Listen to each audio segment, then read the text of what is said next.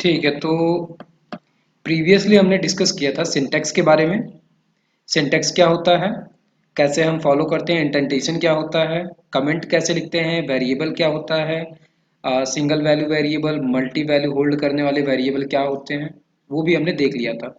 और उसी समय हमने बात की थी कि क्या होता है प्री डिफाइंड कीवर्ड, ये हमें डिस्कस करना था। और बिहेवियर क्या होता है प्री डिफाइंड कीवर्ड का, और उसके साथ में कितने सारे पाइथन में कीवर्ड्स होते हैं प्री डिफाइंड।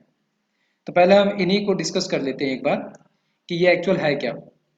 तो जैसे हम प्रोग्रामिंग लैंग्वेज में जो कुछ भी लिखते हैं, ठीक है, अगर यूजर डिफाइंड नाम ना हो उसको छोड़ के बाकी सारी चीजें कीवर्ड होती हैं। जैसे अगर यहाँ पर एग्जांपल के लिए मैं लिखना चाहूँ कुछ कीवर्ड्स, एग्जांपल कीवर्ड्स, तो हाँ, ये कीवर्ड्स एक्चुअल में है क्या, जितने भी कुछ हम लिखते हैं, जैसे कि अभी तक हमने जो यूज किया उसी की बात करते हैं। ये प्रिंट जो है ये क्या है, एक प्री डिफाइंड मेथड है, ठीक है, ये कीवर्ड नहीं है। लेकिन हमने इफ देखा था, हमने एल्स देखा था, हमने फॉर देखा, हमने वाइल देखा, इसके अलावा ट्राई होता है। अभी आगे चल के हम ट्राई और एक्सेप्ट का केस देखेंगे कि ट्राई और एक्सेप्ट के थ्रू हम कैसे एरर को हैंडल कर रहे हैं। इसके अलावा जो हम छोटे छोटे कीवर्ड्स यूज करते हैं, इन हो गया, इज हो गया, ये ऑपरेटर्स में यूज होते हैं। इसी तरीके के जितने सारे कीवर्ड्स, दैट मीन्स कि कीवर्ड हम उन्हें बोल रहे हैं जो कि इस बॉक्स से यूज नहीं होते हैं। जहां कहीं भी ये बॉक्स मिल जाए, जैसे हम प्रिंट यूज करते हैं, प्रिंट का सिंटेक्स ये होता है कि प्रिंट के साथ में ये बॉक्स मिलता है स्मॉल वाला, और ये बॉक्स जो रिप्रेजेंट करता है, ये रिप्रेजेंट करता है फंक्शन को। अगर प्रिंट के या किसी के साथ भी ये बॉक्स मिल रहा है, दैट मीन्स कि वो एक फंक्शन है, ठीक है, फंक्शन है। या फिर क्लास का केस है तो उस केस में हम इनको मेथड बोलते हैं, तो इनको फंक्शन बोला जाता है, और जब हम क्लास की बात करते हैं तो वहां पर ये मेथड बन जाते हैं। तो ये भी दो तरीके के होते हैं, एक तो होता है प्री डिफाइंड कि इसको पहले से ही डिफाइन किया गया है, और जो दूसरा होता है वो होता है यूजर डिफाइंड, कि जिसको यूजर डिफाइन करता है, मतलब कि यूजर अपनी मर्जी से उसका नाम लिख रहा है, उसको यूजर डिफाइन कहते हैं। तो टोटली प्रोग्रामिंग लैंग्वेज के अंदर जितने भी हम कीवर्ड यूज करते हैं, जो कुछ भी हम यूज कर रहे हैं और उसका पहले से एक स्पेसिफिक मतलब है, वो सारे कीवर्ड हैं। जैसे कि अगर मैं यहाँ पर ये मल्टी लाइन कमेंट से इसके बाहर अगर हम यहाँ पर आते हैं, और मान लो हम प्रिंट में आते हैं, और प्रिंट में मैं यहाँ पे सीधे लिखता हूँ इफ, ठीक है, इफ एक प्री डिफाइंड कीवर्ड है, इसको एडिटर ने खुद ब खुद समझ लिया और इसका कलर कैसा कर दिया, पिंक कलर कर दिया। लेकिन इसी की जगह पे मैं अगर कोई ऐसी चीज लिखूं जो पहले से नहीं एग्जिस्ट करती है, तो ये एक रैंडम मैंने क्या कहते हैं स्ट्रिंग लिख दिया जो कि प्री डिफाइंड नहीं है, तो उस केस में क्या हुआ, इसका कलर वाइट है। तो जब भी कभी हम कोई भी प्री डिफाइंड कीवर्ड यूज करते हैं, तो एडिटर जो होता है उसमें जो भी कलर डिफाइन किया गया है वो कलर वो ले लेता है। जैसे इस केस में जितने भी कीवर्ड हैं उनको ये पिंक कलर से दिखा दे रहा है। तो इसी तरीके से अभी जितना भी हम आगे चल के यूज करते जाएंगे वो सारे के सारे कीवर्ड होते हैं। और एक्स्ट्रा वर्क क्या है, एक छोटा सा होमवर्क ये है कि इनको जाकर चेक करना कि how many pre defined keywords in Python, ठीक है, गूगल पे सर्च करना। यस, ये कीवर्ड्स जो होते हैं ये भी जब वर्जन अपडेट होते हैं या वर्जन में कोई नई चीज आती है तो इनमें थोड़ा फेरबदल होता है, थोड़ा सा रहता है, तो उन्हीं को हमें जानना रहता है। तो अप्रॉक्सली ये 25 टू 35 के बीच में ही हर एक लैंग्वेज में कीवर्ड्स मिलते हैं, इसी के इर्द गिर्द रहते हैं। इन्हीं कीवर्ड्स का हम बार बार यूज करते हैं अलग अलग काम के लिए। तो ये तो बात हुई कीवर्ड्स की और फंक्शन की या मेथड की कि ये होते क्या हैं। अब यहाँ पर हमें डिस्कस करना है डेटा टाइप्स के बारे में। अभी तक हमने प्रीवियसली डेटा टाइप की जो जरूरत आई थी उसको हमने कब समझा था, जब हमने वेरिएबल पढ़ा था। और वेरिएबल में पढ़ते पढ़ते आखिरी में एक कॉन्सेप्ट आया था कि वेरिएबल जो है वो अलग अलग तरीके की वैल्यू को स्टोर करता है। अब वो वैल्यू कौन सी स्टोर करके रख रहा है, कैसी वैल्यू है, सही वैल्यू है, गलत वैल्यू है, एक्सेप्टेबल वैल्यू है, नॉन एक्सेप्टेबल वैल्यू है, वो सारी चीजें हमें कैसे पता चलेंगी? इसी डेटा टाइप से। यही डेटा टाइप एक सिंगल माध्यम है हमको ये बताने का कि एक्चुअल में जो भी वेरिएबल है, चाहे मल्टी वैल्यू होल्ड करके रख रहा है या चाहे सिंगल वैल्यू, बट वो वैल्यू है क्या, वो हमें पता चलेगा इसी डेटा टाइप से। तो थोड़ा सा हम पहले डिस्कस कर लेते हैं कि ये एक्चुअल में डेटा टाइप जो है ये किस तरीके से वर्क कर रहे हैं, इनका क्या क्या बिहेवियर है। तो हमें जो डेटा टाइप्स मिलते हैं बिल्ट, उनको पाइथन के अंदर 7 अलग अलग पार्ट्स में डिवाइड किया गया है। सबसे पहला है टेक्स्ट टाइप। कोई भी डेटा टाइप जो कि टेक्स्ट को स्टोर करके रख रहा है, वो हमको पहले से पता है कि उसको हम स्ट्रिंग कहते हैं। C, C plus plus, PHP, जावा जैसी लैंग्वेजेस में इसके अलावा एक और चीज मिलती है कैरेक्टर, जिसको हम डिनोट करते हैं केयर से। ठीक है, बट वो केयर जो है यहाँ हमें पाइथन में नहीं मिलता है। तो यहाँ पे हम एक्स्ट्रा में लिख देते हैं कि एक्स्ट्रा में पॉइंट लिखते हैं C, C plus plus, PHP, ETC में केयर कीवर्ड मिलता है एक्स्ट्रा नॉलेज के लिए। तो यहाँ पर क्या हो रहा है, पाइथन में हमको केवल और केवल टेक्स्ट को स्टोर करके रखने के लिए स्ट्रिंग मिलता है। कुछ भी जो हम लिख रहे हैं, हमने प्रीवियसली देख लिया था कि कमेंट की जब बात आई थी सिंगल लाइन और मल्टी लाइन कमेंट की, तो उस समय हमने देखा था कि जो मल्टी लाइन कमेंट होता है वैसे ही मल्टी लाइन स्ट्रिंग होता है। तो एक सिंगल लाइन होता है और एक मल्टी लाइन होता है। सिंगल लाइन के केस में हम क्या यूज करते हैं, सिंगल कोट या डबल कोट। वैसे ही जब मल्टी लाइन की बात आती है तो हम ट्रिपल कोट यूज करते हैं। अब वो ट्रिपल कोट चाहे सिंगल वाले यूज कर लो चाहे डबल वाले। यस, इसको अभी हम आगे देखेंगे कि स्ट्रिंग का हम कैसे डिफाइन कर रहे हैं सिंगल लाइन। अभी केवल हम बात ये कर रहे हैं कि जो वेरिएबल को हम स्टोर करके रख रहे हैं, उन वेरिएबल्स को स्टोर करने के केस में किन किन डेटा टाइप का इस्तेमाल कर रहे हैं। तो जैसे बात कर रहे थे हम कि पाइथन में तो हमको केवल स्ट्रिंग मिलता है, लेकिन दूसरी लैंग्वेजेस में कैरेक्टर भी मिलता था। कैरेक्टर और स्ट्रिंग में अंतर क्या होता था, जब भी कभी हम डेटा टाइप की बात करते हैं तो डेटा टाइप की बात इसलिए की जाती है कि अलग अलग डेटा टाइप अलग अलग स्टोरेज ऑक्युपाई करते हैं।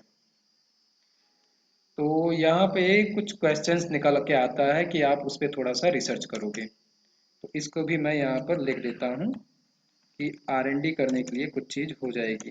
क्वेश्चंस, क्वेश्चंस में एक क्वेश्चन अभी जो अराइज हुआ वो है कि पाइथन डेटा टाइप्स जो हैं ये कितने बिट या बाइट स्टोरेज लेते हैं, ये चेक करना है। ठीक है, हर एक प्रोग्रामिंग लैंग्वेज में जो डेटा टाइप होता है, इसीलिए अभी आगे चल के जब हम प्रोग्रामिंग लैंग्वेज में, हालांकि जब स्टार्टिंग में बंदा नया होता है, सीखने में होता है, तो उसको इतना ज़्यादा कॉम्प्लिकेशन क्रिटिकल सिचुएशंस में नहीं डाला जाता है कि पहले से इतना सोच समझ के चलो। पहले ज़रूरी ये है कि जो चीज़ें हम पढ़ रहे हैं उसको इम्प्लीमेंट कर करके देखें। लेकिन जब हम आगे थोड़ा प्रोग्रामिंग लेवल में, एडवांस लेवल में जाते हैं, तो वहाँ पर एक इम्पॉर्टेंट केस ये भी होता है कि हमको स्पेस का भी ध्यान रखना है कि हर एक डेटा टाइप का अपना एक स्टोरेज डिफाइन है। कि जैसे हमने मान लो कि अभी एग्जांपल के केस में, क्योंकि ये अभी तुमको सर्च करना है क्वेश्चन कि पाइथन में जितने भी डेटा टाइप हैं ये कितना कितना स्पेस ऑक्यूपाई करते हैं। तो अभी के लिए एग्जांपल मान लो कि मैं एक डेटा, क्या कहते हैं, डेटा टाइप को हम डिफाइन करते नहीं है पाइथन में। हम जो कुछ भी लिखते हैं वो ऑटोमेटिक क्या करता है, पाइथन समझ जाता है। जैसे कि यहाँ के केस में हम कोडिंग करना चालू करते हैं, कोड एरिया, और यहाँ पे हम सिंपली लिखते हैं नेम, और नेम में हमने लिख दिया मिस्टर पाइथन। यहाँ पे हमने कहीं डेटा टाइप नहीं डिफाइन किया कि ये मिस्टर पाइथन स्ट्रिंग है कि इंटीजर है, फ्लोट है, कैर है, क्या है। बट अभी अगर हम इसको प्रिंट करेंगे और प्रिंट करने के साथ में इसका हम अगर टाइप चेक करते हैं टाइप मेथड का यूज करके, तो ये हमें क्या दे देगा, क्लास टाइप str। तो ये वाला जो केस मिलता है ना कि ऑटोमेटिक अलॉट कर देना data type behalf of value, ये केस हमको PHP में भी मिलता है और यही केस हमको पाइथन में भी मिलता है कि हमको ये टेंशन लेने की ज़रूरत नहीं है कि हम जब कभी भी एक वेरिएबल क्रिएट कर रहे हैं तो उसका डेटा टाइप हम यहाँ पर डिफाइन करें, कि मान लो कि जैसे इसी केस में हम यहाँ पे लिखें कि str करके नेम, ये वाला जो केस होता है ये केस C++ जावा में होता है। वहां पर हमें जब कभी भी वेरिएबल डिफाइन करते हैं उसके पहले हमें ये बताना पड़ता है कि ये वेरिएबल कौन सी डिटेल को होल्ड करेगा। लेकिन पाइथन या PHP लैंग्वेज की अगर हम बात करें तो यहाँ पर यह नहीं होता है कि हम वेरिएबल जब डिफाइन कर रहे हैं उसी टाइम हम बताएं कि अच्छा ठीक है ये नेम जो है कभी भी एक्सेप्ट करेगा तो केवल स्ट्रिंग ही एक्सेप्ट करेगा, ऐसा कुछ नहीं है। अभी हमने नेम में क्या कहते हैं मिस्टर पाइथन लिख दिया, ठीक दूसरी लाइन में हमने, या मान लो कि यहाँ पर आए और इसके बाद में यहाँ पर हमने नेम वाला ही लिया वेरिएबल, लेकिन यहाँ पे हमने लिख दिया 6 और फिर इसको हमने प्रिंट कराया और प्रिंट में हमने इसका चेक कर दिया टाइप और टाइप में फिर से नेम। अब अगर इसको हम रन करेंगे तो सबसे पहले ये देगा क्लास स्ट्रिंग और उसके ठीक बाद में दे देगा क्लास इंट। ठीक है, तो ये केस क्या हुआ, प्रोग्रामिंग लैंग्वेज में हमेशा कोड जो है वो लाइन बाय लाइन एग्जीक्यूट करता है। तो सबसे पहले जब कोड चलना चालू किया तो ऊपर का मल्टीलाइन कमेंट को भूल जाओ, सबसे पहले उसको कोड लाइन में मिला नेम, नेम के अंदर पड़ा था मिस्टर पाइथन, उसके ठीक नीचे वाली लाइन में उसको मिल गया प्रिंट टाइप नेम, और यहाँ पर नेम में क्या पड़ी हुई वैल्यू थी उसके ऊपर ठीक मिस्टर पाइथन, तो इसलिए यहाँ पर टाइप इसने हमको क्या दे दिया, क्लास स्ट्रिंग। ठीक उसी के नीचे हमने सेम वेरिएबल नेम को दूसरी वैल्यू असाइन कर दी और इस बार जो वैल्यू असाइन की वो क्या है, एक इंटीजर वैल्यू है। तो इसको हम कहते हैं ना वेरिएबल ओवरराइड, मतलब कि एक वेरिएबल था उसमें पहले कुछ और पड़ा था और थोड़ी देर बाद हमारे दिमाग में आया कि ठीक है हम इसके ऊपर कोई और वैल्यू रिप्लेस कर देते हैं, तो हमने जो भी रिप्लेस किया उसके नीचे अब जितनी बार भी उसको हम प्रिंट कराएंगे हमको वैल्यू मिलेगी उसके ठीक पहले जो उसको हमने एलोकेट की है वो वाली। ठीक है, तो यहाँ पे यूज केस क्या बना इसका कि C++, जावा जैसी लैंग्वेजेस में एक बार हमने डेटा टाइप डिफाइन कर दिया कि नेम जो है वो स्ट्रिंग को ही एक्सेप्ट करेगा, और इन केस आगे चल के हमने भूल से उसको दे दिया इंटीजर वैल्यू, वो तुरंत एराइज कर देगा एरर कि ये नेम जो है ये केवल और केवल स्ट्रिंग वैल्यू को ही एक्सेप्ट करेगा, इंटीजर को एक्सेप्ट नहीं करेगा। तो इससे कभी कभी प्रॉब्लम्स क्रिएट होती थी कि मान लो कि एक प्रोग्रामर है वो डेवलप कर रहा है, उसको पता है वो अपना सिनेरियो को क्रिएट करता चला जा रहा है, बट कोई नया आया उसको नहीं पता, उसने वैल्यूज को स्ट्रिंग की जगह इंटीजर या इंटीजर की जगह स्ट्रिंग कर दिया, तो एरर एराइज होने लगा। ऐसे यूज केस को ना बहुत ही हैंडी और आसान बनाने के लिए पाइथन या PHP जैसी लैंग्वेजेस में इस बैरिकेटिंग को हटा ही दिया गया कि फालतू में डेटा टाइप डिफाइन करने की जरूरत नहीं है। अभी तुम्हारा मन है कि तुमने उसको स्ट्रिंग वैल्यू दी है, दे दो, आगे चल के तुमने उसको इंटीजर वैल्यू दे दी, दे दो। तो अगर लैंग्वेज की बात करें प्रोग्रामिंग लैंग्वेज की तो यहाँ पर तो इसकी प्रॉब्लम नहीं है, लेकिन इन डेटा टाइप्स को अभी अच्छे से समझना इसलिए ज़रूरी है कि जब इसको पढ़ने के बाद में हम डेटाबेस में मूव करेंगे तो डेटाबेस में इसका ठीक अपोजिट होता है। वहाँ पे हम बिना डेटा टाइप डिफाइन किए आगे बढ़ ही नहीं सकते, और वहाँ पे तो दो चीज़ें मिलेंगी हमको कि हमको ये भी डिफाइन करना पड़ेगा कि ये नेम जो है वो क्या एक्सेप्ट करेगा, केवल स्ट्रिंग एक्सेप्ट करेगा कि स्ट्रिंग के साथ में इंटीजर भी एक्सेप्ट करेगा कि स्पेशल कैरेक्टर भी एक्सेप्ट करेगा। हर एक के लिए अलग अलग डेटा टाइप वहाँ पर है, और उसके साथ में ये भी देना पड़ेगा कि कितने नंबर ऑफ कैरेक्टर एक्सेप्ट करेगा। मान लो कि ये नेम था और इसमें हमने मिस्टर पाइथन लिखा और इसका अगर हम अब यहाँ पर काउंट करें तो मान लो कि ये 8 या 10 हमको काउंट करके दे देगा लेंथ स्ट्रिंग की। ठीक है, तो जब हम वहाँ डेटाबेस में चलेंगे तो वहाँ पर हमें ये भी दिखाना होगा कि ये नेम एक वेरिएबल है जो कि स्ट्रिंग एक्सेप्ट करेगा, और स्ट्रिंग एक्सेप्ट करने के साथ में मैक्सिमम 200 कैरेक्टर, 100 कैरेक्टर या 50 कैरेक्टर ही एक्सेप्ट करेगा, इसके बाद वाले कैरेक्टर को वो एक्सेप्ट नहीं करेगा।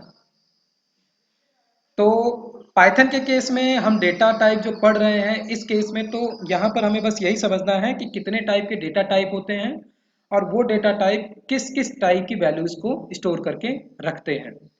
लेकिन जब हम डेटाबेस में पहुंचेंगे तो वहां पर यही डेटा टाइप अगर अभी हम अच्छे से समझे रहेंगे तो वहां के केस में बहुत फायदेमंद रहेगा।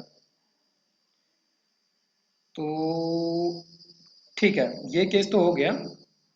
तो अब हम बात करते हैं स्ट्रिंग की। स्ट्रिंग का यूज केस हमने देख लिया है स्टार्टिंग में ही कि हमने स्ट्रिंग प्रिंट करा है, हेलो हाय जो भी हमने किया, या यहाँ के केस में हमने मिस्टर पाइथन लिखा हुआ है नेम लिखकर, और यहाँ पे हमने अभी तक उसकी क्लास टाइप को चेक किया था। यहाँ पर हम नेम प्रिंट करा लेते हैं। एक सिंपली नेम दिया, स्पेस दिया और इसके बाद में नेम वेरिएबल, और नेम वेरिएबल के साथ में हमें क्या मिल जाएगा, जो कुछ भी नेम में स्टोर पड़ा हुआ है वो वैल्यू हमें यहाँ पर इजीली मिल जाएगी। तो ये तो काम हो गया हमारे स्ट्रिंग का। तो पाइथन क्या कहता है कि चाहे कैरेक्टर हो चाहे स्ट्रिंग हो, है तो एक्चुअल में अल्फाबेट ही, आप स्टोर तो अल्फाबेट ही कर रहे हो। कैरेक्टर का मतलब क्या होता है, ABCD में से केवल एक वर्ड को हम कह देते हैं कैरेक्टर, और जब वो एक से ज्यादा कैरेक्टर होता है तो उसको हम कह देते हैं वर्ड। तो इसीलिए पाइथन कहता है कि है तो सब कुछ स्ट्रिंग, तो इसलिए फालतू में कैरेक्टर और स्ट्रिंग रखने की जरूरत क्या है, हम केवल एक ही चीज करेंगे।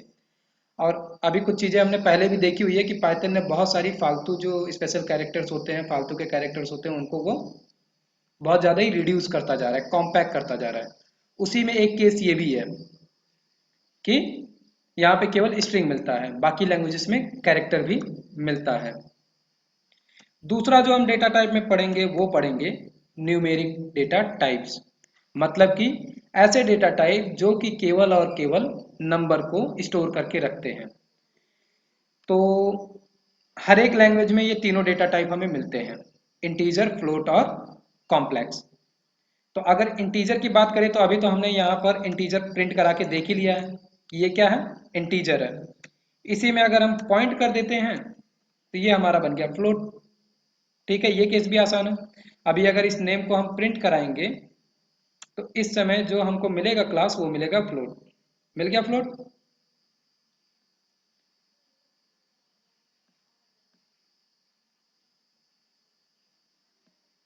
तो यहाँ पे हम क्या लिख सकते हैं कमेंट में कि इंट वैल्यू जो है वो नॉर्मल नंबर्स होते हैं।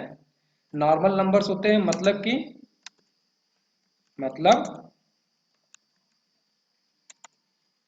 पॉजिटिव एंड नेगेटिव दोनों ही नंबर जो होते हैं, दोनों ही ये एक्सेप्ट करता है। जैसे अभी के केस में हम इसको लिख देते हैं -6। ठीक है, और इसको हम रन करते हैं,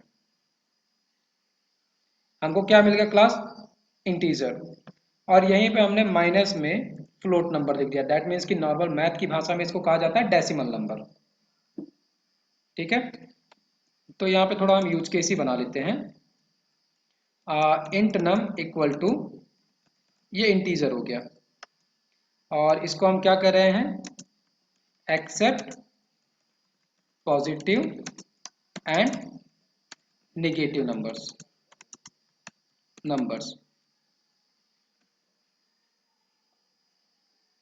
ठीक है, accept positive and negative number. तो इसका अगर हमें डेटा टाइप चेक करना हो तो हम थोड़ा प्रिंट को भी सजा लेते हैं ताकि उसका आंसर हमको अच्छे से दिखे।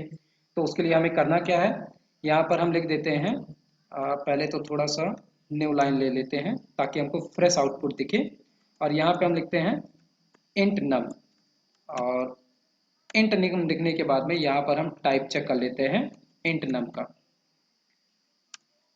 ठीक है, ये तो हो गया केस इंट नम के लिए। ऐसे ही अगर हम बात करते हैं फ्लोट नम के लिए, तो फ्लोट नम के लिए भी हम वैल्यू बना लेते हैं, और फ्लोट नम में हम कोई एक रैंडम नंबर दे देते हैं। तो इसको हम क्या कहते हैं, इसको हम डेसिमल नंबर कहते हैं कि फ्लोट जो है वो इक्वल टू किसके है, डेसिमल नंबर के। और ये भी पॉजिटिव एंड प्लस और माइनस दोनों लिख देता हूँ, plus and minus. That means कि पॉजिटिव और नेगेटिव दोनों एक्सेप्ट करता है। इसको भी हम प्रिंट करा के इसका डेटा टाइप चेक कर लेते हैं। यहाँ पे लिख देते हैं फ्लोट नम, और फ्लोट नम का टाइप के लिए हमने टाइप मेथड यूज किया और फ्लोट नम। इससे हमें क्या मिल जाएगा कि जो फ्लोट नम है उसका क्लास टाइप। तो एक बार रन करके भी चेक कर लेते हैं। इंट नम में हमें क्लास टाइप मिल गया इंटीजर, और फ्लोट नम में हमें मिल गया क्लास टाइप फ्लोट। तीसरा यूज केस क्या बनता है, कॉम्प्लेक्स नंबर वाला। कॉम्प्लेक्स नंबर का थोड़ा सा डिफरेंट पड़ता है इंटीजर और फ्लोट से। तो कॉम्प्लेक्स नंबर के केस में अगर हम चलते हैं तो कॉम्प्लेक्स नंबर में बस एक ही चीज माइनर से डिफरेंट होती है कि एक स्पेशल कैरेक्टर मिलता है जे। वो जे अगर किसी भी पॉजिटिव नंबर या नेगेटिव नंबर या फ्लोट पॉजिटिव नंबर या नेगेटिव नंबर के साथ लगा हुआ है तो वो ऑटोमेटिक क्या बन जाता है, कॉम्प्लेक्स नंबर। तो इसको हम यहाँ पे क्या लिख सकते हैं, यूज जे आफ्टर इंट और फ्लोट। और इंट और फ्लोट में कैसे, पॉजिटिव या नेगेटिव नंबर के साथ में अगर हम यूज कर रहे हैं तो एक हम यहाँ पे ले लेते हैं कॉम्प्लेक्स नम, और कॉम्प्लेक्स नम को इक्वल टू करके यहाँ पे हम कोई भी नंबर दे देते हैं और उसके साथ में दे देते हैं जे। ठीक है, तो ये क्या करेगा, कॉम्प्लेक्स नंबर तो हमने दिया, अच्छा ठीक है प्रिंट कराते हैं हम। और प्रिंट कराने में हमने लिख दिया कॉम्प्लेक्स नंबर एंड इसका टाइप, और टाइप में चला गया कॉम्प्लेक्स नंबर। और इसको एक बार हम प्रिंट करके देखते हैं, कुछ तो गड़बड़ हो रहा है। ठीक है, नंबर को इसने कॉम्प्लेक्स तो ले लिया है, लेकिन एक छोटी सी प्रॉब्लम इसने क्या की, ये एक्चुअल में थोड़ा एडिटर में कुछ प्रॉब्लम आ रही है। अदरवाइज जैसे इस टाइप का कलर है स्काई ब्लू टाइप, वैसे ही इस जे का कलर भी स्काई ब्लू हो जाता, लेकिन नहीं हुआ है। अगर एडिटर में यूज करोगे हो जाएगा, क्योंकि ये जे क्या है, एक स्पेशल क्या कहते हैं प्री डिफाइंड कीवर्ड ही तो है। क्योंकि इस जे की जगह पे अगर हम कुछ और लिख देते हैं, जैसे एक्स लिख देते हैं, ठीक है, तो तुरंत क्या होगा, एक तो इसने हमको क्या कह दिया, अनएक्सपेक्टेड टोकन एक्स, और इसको हम जब रन करेंगे तब भी ये क्या कहेगा हमें, अनएक्सपेक्टेड टोकन। इसकी जगह हम कोई भी अगर अल्फाबेट लिखते हैं इस डिजिट के साथ में, इस इंटीजर नंबर के साथ में, तो ये हमको देगा सिंपली अनएक्सपेक्टेड एरर ही। केवल और केवल जे जो है उसी को यूज करने पे ये कॉम्प्लेक्स देता है। तो ये जो जे है ये भी एक प्री डिफाइंड कीवर्ड है, जिसको किसी भी इंटीजर या फ्लोट नंबर के साथ लगाने पे वो ऑटोमेटिक कॉम्प्लेक्स नंबर में कन्वर्ट हो जाएगा। तो ये तो हमारे यूज केस किसके हो गए कि ठीक है, पाइथन में हमको अलग से नंबर टाइप की वैल्यूज को स्टोर करने के लिए तीन अलग अलग डेटा टाइप मिलते हैं, जिसमें कि इंटीजर, फ्लोट और कॉम्प्लेक्स है। ठीक है, थर्ड जो है वो है सीक्वेंस टाइप। सीक्वेंस का मतलब कि एक सीक्वेंस में हो, लाइन बाय लाइन। और वो सीक्वेंस हमें कौन दे रहा है, लिस्ट, टपल और रेंज। ये क्यों दे रहे हैं, तीनों में एक ही चीज कॉमन है कि तीनों के तीनों वैल्यूज को इंडेक्स के फॉर्म में स्टोर करके रखते हैं। और इंडेक्स में बाकी लैंग्वेजेस में कौन डेटा स्टोर करके रखता है, अगर हम सी, सी प्लस प्लस, जावा की बात करें तो एरे, और एरे में भी जो इंडेक्स टाइप होता है वो रखता है। तो वही सेम टू सेम काम यहाँ पर हमारा लिस्ट, टपल और रेंज कर रहा है। अब इसको पढ़ने से पहले हमारे पास आ गया है कुछ क्वेश्चन। ठीक है, क्वेश्चन क्या है कि इंडेक्स एरे क्या होता है, चेक किया जा सकता है। क्योंकि ये जो पूरा का पूरा सीक्वेंस है, जो सीक्वेंस डेटा टाइप्स हैं, लिस्ट, टपल और रेंज, ये पूरा का पूरा काम इंडेक्स पे ही कर रहे हैं। तो इंडेक्स एरे पढ़ो, इंडेक्स एरे पढ़ने से आइडिया मिलेगा इसका कि ये है क्या। क्योंकि आगे जब हम इसको वन बाय वन अलग से करना चालू करेंगे प्रैक्टिस, तो थोड़ा और अच्छे से समझ में आएगा। तो अब हमारा यूज केस क्या बनने वाला है कि हमको चेक करने हैं सीक्वेंस वाले सीक्वेंस डेटा टाइप्स। इसमें भी सबसे पहला जो हमारा है वो है लिस्ट। हाँ, एक चीज और अभी से ही अगर पढ़ लेते हो तो बहुत अच्छी बात है कि difference between list and tuple बहुत जरूरी है। ठीक है। इसमें क्योंकि शुरुआत में अगर पहली पहली बार बताया जाता है तो थोड़ा कंफ्यूजन हो जाता है। तो जैसे आगे चल कर हमको पढ़ना ही है, इसको ख़त्म होने के बाद में अगर इसको थोड़ा सा पढ़ लेते हो तो आगे जब हम इंडिविजुअली इनको कवर करेंगे तो बहुत आसानी से समझ में आएगा। छोटा छोटा सा अंतर है, बहुत भारी भरकम या कॉम्प्लेक्स डिफरेंस नहीं है। नहीं, केवल ब्रैकेट अलग अलग नहीं होता है, वो अभी जब पढ़ोगे तो पता चलेगा, इसीलिए तो क्वेश्चन दिया है कि केवल अगर ब्रैकेट की बात होती तो फिर तो कुछ बात ही नहीं थी पढ़ने वाली। लेकिन इसके अलावा भी कई चीजें हैं।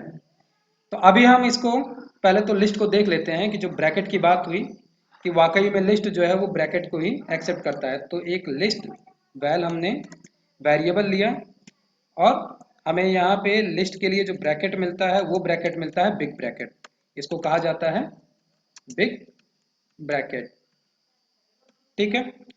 तो बिग ब्रैकेट के अंदर जाहिर सी बात है, अगर हम बात कर रहे हैं इंडेक्स के फॉर्म में रखने की तो थोड़ा सा अगर प्रीवियस लैंग्वेज का आइडिया हो तो हम बात कर सकते हैं एरे की, कि एरे में भी जो इंडेक्स एरे होता है वो वैल्यूज को एक्चुअल में रखता कैसे है। तो इंडेक्स एरे, और इंडेक्स एरे की अगर बात करें तो हमको एरे कीवर्ड यूज करना पड़ता है वहाँ पे, और एरे कीवर्ड यूज करने के बाद में हम सीधे सिंगल कोट में वैल्यू लिखना चालू करते हैं। मान लो कि सिंगल कोट में क्या, हम नंबर ले लेते हैं नॉर्मली 1 2 3 4 5, कुछ ऐसा हम यूज करते हैं नॉर्मल केस में जहां पर हमें एरे मिलता है। यही पूरा का पूरा केस हम करने वाले हैं यहाँ पर कि नंबर लेते हैं सिंपली 1 2 3 4 एंड 5। और अब हम क्या करते हैं, इसका टाइप चेक करना है। तुम इसको प्रिंट करा के भी चेक कर सकते हो अलग से। तो क्योंकि हम अभी केवल और केवल डेटा टाइप चेक कर रहे हैं कि एक्चुअल में इसका टाइप जो है वो हमको वही मिल रहा है जो हम सोच रहे हैं और प्रिंट कर रहे हैं कि नहीं। तो लिस्ट के लिए तो हम बिग ब्रैकेट का यूज करते हैं, और बिग ब्रैकेट के अंदर अगर वैल्यूज क्या कहते हैं, सॉरी, इंटीजर है तो हम नॉर्मली लिख रहे हैं, और इसी में थोड़ा सा अगर हम मिक्सअप कर देते हैं तो भी ये बुरा नहीं मानेगा, जैसे हेलो लिख दिए। अब ये हेलो क्या है, एक स्ट्रिंग वैल्यू है। लेकिन लिस्ट को कोई टेंशन नहीं है क्योंकि लिस्ट क्या ध्यान में रखता है, केवल इंडेक्स। इंडेक्स पे बस उसको वैल्यू मिलनी चाहिए, तो यहाँ पे हमने इंडेक्स में उसको वैल्यू दे दी है। तो अभी के केस में हम इसको अगर रन करते हैं तो हमको क्लास टाइप मिल जाएगा लिस्ट। ठीक है। आप क्या कर सकते हो, मैं यहाँ पर केवल अभी के लिए लिमिटेड बता रहा हूँ कि हम डेटा टाइप्स क्या कहते हैं, डेटा टाइप का सिंटेक्स क्या है उसको यूज कर रहे हैं, उसके अंदर वैल्यू दे रहे हैं और उसका हम डेटा टाइप चेक कर रहे हैं। बट आप चेक करने को क्या कर सकते हो, इसके अंदर वैल्यू पास कर करके प्रिंट करा के वैल्यूज को भी चेक कर सकते हो। ठीक है। तो लिस्ट के बारे में मैं अभी कुछ इसलिए नहीं बता रहा हूँ क्योंकि आगे मैं ज़रूर बताऊंगा, लेकिन पहले एक होमवर्क है और वो अगर खुद से करते हो तो थोड़ा अच्छा है, अदरवाइज हम नेक्स्ट क्लास में तो उसके बारे में बात करेंगे ही करेंगे।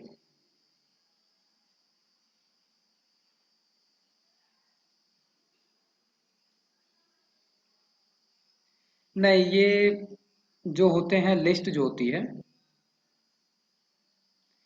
हाँ, जा सही रहे हो, लेकिन थोड़ा सा रिसर्च करो।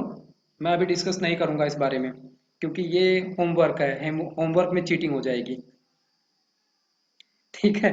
तो चीटिंग नहीं करनी है होमवर्क के साथ में। दूसरा केस हमारा है टपल। टपल के लिए हम यूज करते हैं स्मॉल ब्रैकेट को, और ध्यान रखना यही स्मॉल ब्रैकेट यूज होता है फंक्शन के लिए भी। तो यहाँ पे इसी की वजह से थोड़ा सा कॉम्प्लेक्सिटी होती है टपल के केस में, क्योंकि यही ब्रैकेट अगर फंक्शन के लिए यूज हो रहा है मतलब कि यहाँ पे कुछ स्पेशल ऐसा करना पड़ेगा कि नॉर्मल केस में भी टपल और फंक्शन में डिफरेंशिएशन रहे। तो पहले तो हम सिंपली एक टपल वैल्यू, ठीक है, हाँ, हम टपल की बात कर रहे थे। तो टपल के लिए हम एक टपल वैल्यू बना रहे थे, टपल वैल। और टपल वैल के अंदर हमने स्मॉल ब्रैकेट लिया, और स्मॉल ब्रैकेट के अंदर हम यही पूरा का पूरा कॉपी पेस्ट कर देते हैं जो हमने लिस्ट के अंदर लिख रखा है। ठीक है, तो इससे ये तो समझ में आ गया होगा कि दोनों में पहली चीज का डिफरेंस क्या है कि बिग ब्रैकेट और स्मॉल ब्रैकेट। लेकिन इसके अलावा बाकी जो है वो अभी एक क्वेश्चन मार्क है। टपल वेल और टपल वेल के केस में टपल वेल का टाइप हमको चेक करना है। यहाँ पे हमने टपल वेल का टाइप चेक कर लिया। तो सबसे पहले तो हम यही चेक कर लेते हैं कि टपल वेल जो है वो किस टाइप की क्लास वैल्यू देता है। तो यहाँ पे हमें टपल मिल गया, ये तो पहली चीज थी। लेकिन इसमें जो हमको एक्चुअल में देखना था वो यूज केस ये था कि पहला नॉर्मल वाले यूज केस को मैं यहाँ पे कमेंट करता हूँ और फिर एक दूसरा यूज केस यहाँ पर लेता हूँ सेम वेरिएबल नाम से, और यहाँ पे क्या करते हैं, सिंपली मैं लिख देता हूँ हेलो। ठीक है, अब इसको देखने में कहोगे कि ये तो टपल है क्योंकि स्मॉल ब्रैकेट है और इसके अंदर एक वैल्यू भी दी गई है हेलो जो कि एक स्ट्रिंग है, राइट। तो इसको हम रन करते हैं और रन करके देखते हैं कि एक्चुअल में इसका क्लास टाइप क्या मिल रहा है। और क्लास टाइप हमें क्या मिल गया यहाँ पर, स्ट्रिंग। ठीक है, स्ट्रिंग मिला। क्यों मिला स्ट्रिंग, क्योंकि हम प्रिंट में जब यूज करते हैं यही स्मॉल ब्रैकेट यूज करते हैं और उसके अंदर सिंगल कोट में हम क्या लिखते हैं या डबल कोट में हम स्ट्रिंग ही तो लिखते हैं। तो वही ये यूज केस ये यहाँ पर भी समझ रहा है। अब यहाँ पर पहली चीज तो क्या प्रॉब्लम थी कि यही जो स्मॉल ब्रैकेट है इसी का यूज किया जाता है फंक्शन के लिए, वो चाहे प्री डिफाइंड फंक्शन हो चाहे यूजर डिफाइंड हो, बट यही स्मॉल ब्रैकेट यूज होता है। तो यहाँ पे इसको टपल क्रिएट करने के लिए हमको यहाँ पर सिंपली एक कॉमा दे देना है। ये एक कॉमा लगा देने भर से अब ये क्या हो गया, एक टपल में कन्वर्ट हो गया। तो इसको क्रॉस चेक करते हैं, रन करते हैं कोड को और देखते हैं कि ये टपल बन गया। तो ये टपल बन चुका है केवल एक सिंगल कोट लगाने से। ठीक है, और ये क्यों करना पड़ा, क्योंकि नॉर्मल केस में यही स्मॉल ब्रैकेट का यूज हम फंक्शंस के लिए करते हैं। इसके अलावा जो होमवर्क है उसमें तो जब क्वेश्चन को फाइंड आउट करोगे तो तुमको मिलेगा कि टपल और लिस्ट में क्या क्या चीजें और हैं। सीक्वेंस में थर्ड चीज हमको क्या मिलती है, रेंज। रेंज से पता चल ही रहा होगा कि ये हमें एक रेंज देता है। तो रेंज वैल, और रेंज वैल का होमवर्क क्या हो जाता है तुम्हारे लिए कि तुम रेंज चेक करोगे। अब रेंज क्या है, एक प्री डिफाइंड मेथड है, इसके अंदर हम वैल्यूज देते हैं। ठीक है, इसके ऊपर थोड़ी सी प्रैक्टिस भी खुद से करके देखना कि रेंज क्या है, क्योंकि प्रीवियस क्लास में एक रेंज यूज करके प्रिंट करा के दिखाया भी था, गिनती प्रिंट हो रही थी 0 से 6 तक, फिर इसको 1 से 6 तक प्रिंट कराया था। तो यहाँ पर तो मैं केवल और केवल डेटा टाइप चेक कर रहा हूँ बस। तो रेंज वैल और रेंज वैल का डेटा टाइप हम चेक कर लेते हैं कि रेंज वैल का डेटा टाइप क्या है। प्रिंट कराया है हमने और प्रिंट कराने के साथ में हमको इसकी क्लास मिल गई रेंज। ठीक है, तो ये तो केस हो गया सीक्वेंस वाला कि सीक्वेंस में हमें क्या क्या चीजें मिल रही हैं। इसके बाद में जो चौथी चीज हमें मिलती है वो मिलता है मैपिंग। मैपिंग के लिए यहाँ पर हमें केवल सिंपली एक चीज मिलती है, डिक्ट। और डिक्ट का पूरा नाम है डिक्शनरी। और उसने यहाँ पे मैपिंग कीवर्ड क्यों यूज किया है, मैपिंग कीवर्ड इसलिए यूज किया गया है क्योंकि हम यहाँ पर की और वैल्यू की मैपिंग करते हैं। तो डिक्ट इक्वल टू डिक्शनरी, और डिक्शनरी एक्चुअल में कर क्या रहा है, की एंड वैल्यू की मैपिंग करता है। ठीक है, और एक चीज, ये किसका भाई है, ये जो है ये भाई है एसोसिएटिव एरे का। ठीक है,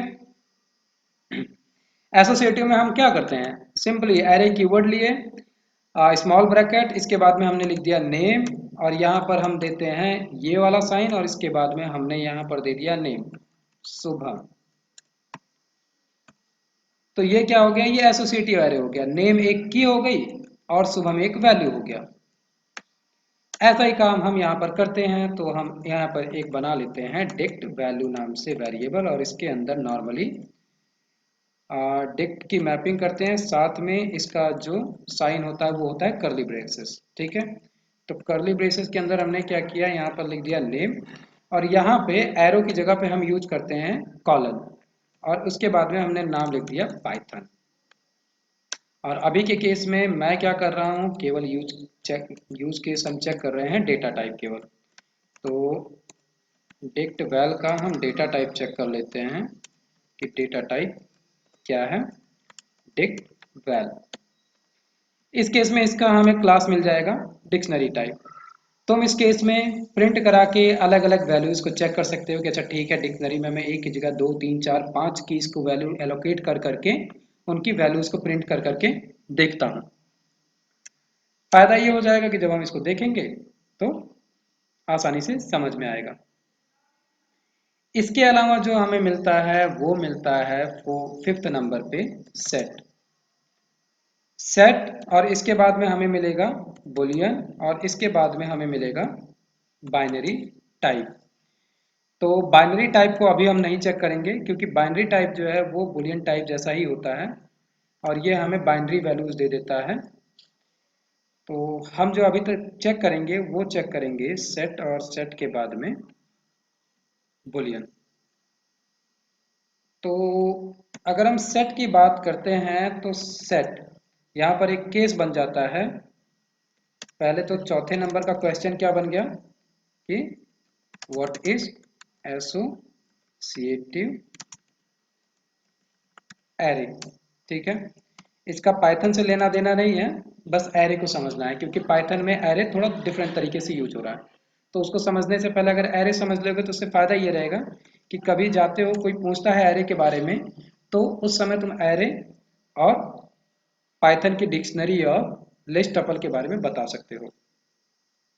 इसके बाद में हम बात कर रहे थे कि एसोसिएटिव एरे के बाद में नेक्स्ट क्वेश्चन है सेट का, कि नहीं सेट का नहीं था एक्चुअली, ये केस था। ठीक है, क्वेश्चन तो दिमाग से निकल गया। ठीक है, हम पहले प्रिंट करके देखते हैं। सेट जो है ये नॉर्मली सेट की तरह ही होता है। जैसे हम सेट, ये सेट यानी सेट की तरह कैसे, हम सेट यूज करते थे मैथ में जहां पर हम यूनियन बनाते हैं, इंटरसेक्शन बनाते हैं। करते क्या हैं, यूनियन का मतलब होता है कि दो अलग अलग क्या कहते हैं टेबल है और उनकी वैल्यूज को हम फाइंड आउट कर रहे हैं कि वैल्यू अगर सेम टाइप की है तो उनको हम एक के अंदर बंच बना दे रहे हैं। और इंटरसेक्शन का मतलब होता है कि दो सेट हैं उनके बीच में जो भी सेम टू सेम वैल्यू है उनको हम निकाल के एक अलग सेट के अंदर रख ले रहे हैं। तो वैसा ही यूज केस यहाँ पर भी हमें मिलता है। तो इसके लिए क्या पढ़ सकते हो कि what is set in Python अभी के लिए, बाकी तो हम इसको करके देखेंगे। तो अब यहाँ पे डिक्शनरी, जैसे टपल और लिस्ट जो है भाई भाई है वैसे ही सेट और डिक्शनरी भी भाई भाई है। तो एक क्वेश्चन ये बन रहा था जो यहाँ पे लिखना था कि difference between dict and set. क्योंकि सेट और डिक्शनरी के लिए जो हम ब्रैकेट यूज करते हैं वो सेम टू सेम है, इनके लिए हम कर्ली ब्रेसेस ही यूज करते हैं। तो सेट वैल अगर मैं लेता हूं यहाँ पर और सेट वैल करके सिंपली मैं यहाँ पर वैल्यूज लिख दे रहा हूँ 1 2 3। ठीक है, अब ये वैल्यू का तरीका तो तुमको एकदम सेम टू सेम लग रहा होगा लिस्ट या टपल की तरह। ठीक है, लेकिन इस कर्ली ब्रेसेस की वजह से ये क्या बन जाएगा, ये बन जाएगा सेट। और एक वजह से और भी ये सेट बन रहा है क्योंकि यहाँ पे वैल्यू जो है वो की और वैल्यू के पेयर में नहीं है। और यही एक सबसे पहला डिफरेंस है डिक्शनरी और सेट में, कि डिक्शनरी में हमको की और वैल्यू के पेयर में वैल्यू मिलती है लेकिन सेट में हमें इंडिविजुअल मिल रही है। तो हम टाइप यूज कर लेते हैं सेट वैल और अभी के लिए हम केवल ये चेक कर रहे हैं कि इसका डेटा टाइप एक्चुअल में है क्या। मिल गया हमें, सेट वैल का क्लास टाइप है सेट। तो सेट के अंदर बाकी भी कई चीजें होती हैं जैसे कि फ्रीज होता है एक। फ्रीज का केस जब हम इसको इंप्लीमेंट करके देखेंगे तब देखेंगे। बुलियन का जो केस है ये सेम टू सेम क्या है, बाइनरी का भाई है। क्यों, क्योंकि बुलियन के केस में हमें दो यूज केस मिलते हैं, यस या नो, और अगर हम बोले तो 0 या 1। यही सेम टू सेम केस हमको कहाँ मिलता है, बाइनरी में मिलता है। तो बुलियन के लिए हमें बुलियन कीवर्ड यूज करना है। ठीक है, जैसे कि हम बुलियन वैल ले लेते हैं और इक्वल टू करते हैं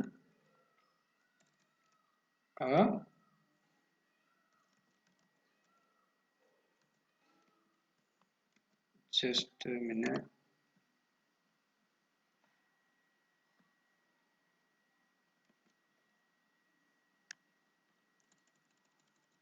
ओके, BOOL, ठीक है, बुल इसका कीवर्ड होता है। तो हम यहाँ पे कास्टिंग का यूज कर रहे हैं और यहाँ पर दे देता हूँ कोई एक वैल्यू, ठीक है। अब इसके बारे में थोड़ा सा पढ़ लेना, क्योंकि बुलियन में क्या होता है, अगर कोई वैल्यू मिल रही है एक से ज़्यादा या एक मिल रही है तो उस केस में हमें बुलियन क्या दे देता है, ट्रू देता है, ठीक है। तो बुलियन वैल्यू, और बुलियन वैल्यू का सबसे पहले हम जो यहाँ पर चेक कर रहे हैं वो चेक कर रहे हैं टाइप। टाइप में मैंने दे दिया बुलियन वैल, ठीक है। और ये लास्ट यूज केस हमने रन किया और चेक किया कि एट द लास्ट हमें क्लास टाइप क्या मिल गया, बुलियन। तो इसके अलावा एक चीज, अभी तो केवल हमने डेटा टाइप्स चेक किए हैं, इसके अलावा हमने कुछ नहीं चेक किया। कुछ क्वेश्चंस जो मैंने यहाँ पर दिए हैं इनको कर लेना। अब इसके आगे जो हम करने वाले हैं वो क्या करेंगे कि वन बाय वन इन सारे के सारे डेटा टाइप्स पे हम प्रैक्टिस कर करके देखेंगे कि ये एक्चुअल में कैसे कैसे हम इनका रियल सिनेरियो में यूज करते हैं, और इनके बारे में हम और थोड़ा डिटेल में समझेंगे। तो अब आगे जो हम समझना चालू करेंगे वो स्ट्रिंग से स्टार्ट करेंगे। स्ट्रिंग के केस में हमें बहुत सारे प्री डिफाइंड मेथड्स मिलेंगे, और बाकी जितना हमने डेटा टाइप पढ़ा है उनके भी बहुत सारे हमें प्री डिफाइंड मेथड्स मिलने वाले हैं। तो इनके बारे में ब्रीफ डिटेल नहीं ली जा सकती है तो कोई दिक्कत नहीं है, बट कोशिश ये करना कि इन क्वेश्चंस को थोड़ा पढ़ना, क्योंकि ये क्वेश्चन जो हैं एनी हाउ रिलेट करते हैं हमारे आगे के टॉपिक से, तो उनमें काफ़ी हेल्प मिलेगी।